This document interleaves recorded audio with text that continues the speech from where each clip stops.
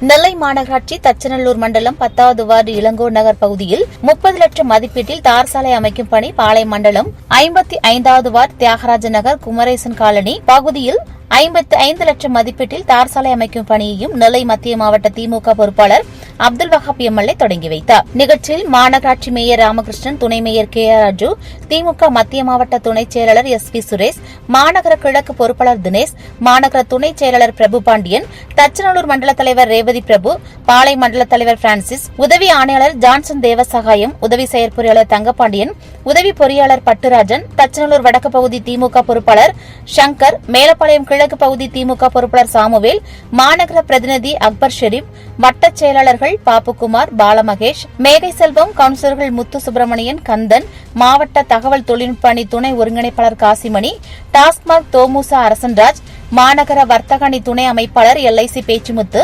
மகளிரணி அனிதா, வட்ட பிரதிநிதி இளங்கோ, இளைஞர் சசிகுமார்,